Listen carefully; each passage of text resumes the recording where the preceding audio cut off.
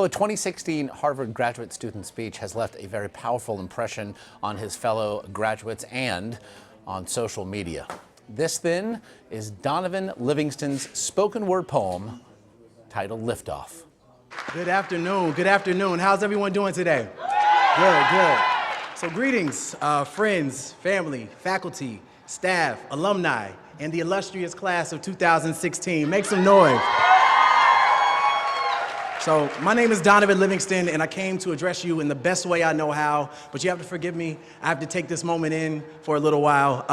When I spoke at my high school graduation several years ago, my high school English teacher threatened to replace me on the program or cut my microphone when she found out that I was interested in doing a poem as a part of my remarks.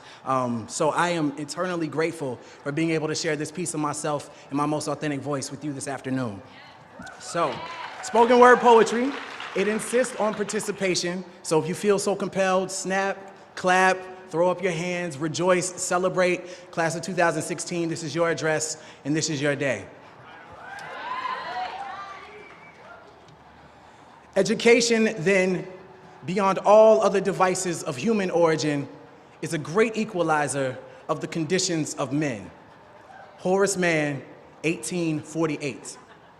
At the time of his remarks, I couldn't read, I couldn't write. Any attempt to do so, punishable by death. For generations, we have known of knowledge's infinite power, yet somehow we have never questioned the keeper of the keys, the guardians of information. Unfortunately, I've seen more dividing and conquering in this order of operations, a heinous miscalculation of reality. For some, the only difference between a classroom and a plantation is time.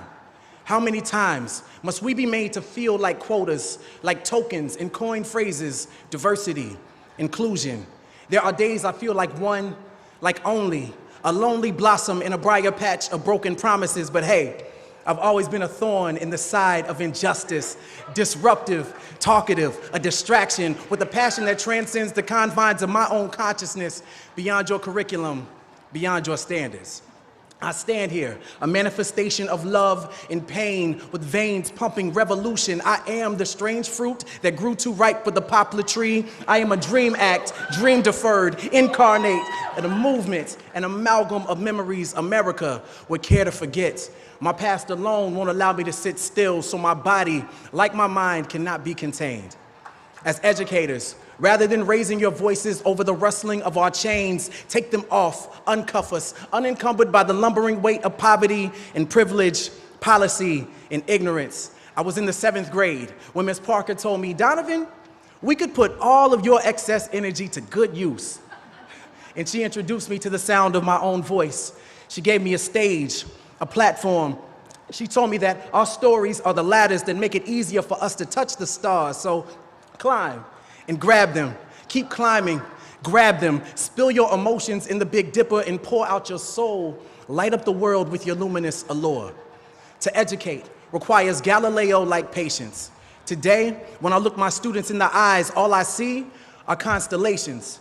If you take the time to connect the dots, you can plot the true shape of their genius shining in their darkest hour. I look each of my students in the eyes and see the same light that aligned Orion's belt in the pyramids of Giza. I see the same twinkle that guided Harriet to freedom. I see them. Beneath their mask and their mischief exists an authentic frustration and enslavement to your standardized assessments.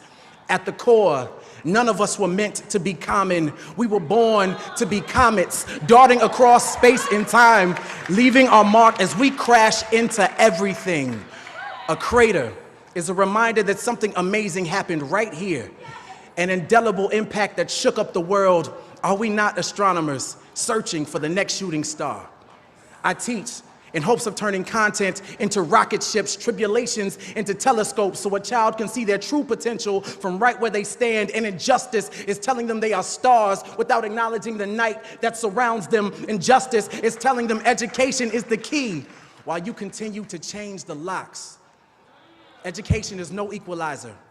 Rather, it is the sleep that precedes the American dream. So wake up, lift your voices until you've patched every hole in a child's broken sky. Wake up, every child, so they know of their celestial potential. I've been the black hole in a classroom for far too long, absorbing everything without allowing my light to escape, but those days are done. I belong among the stars, and so do you.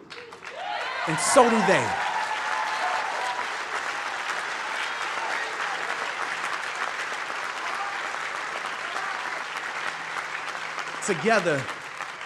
Together, we can inspire galaxies of greatness for generations to come. So no, sky is not the limit.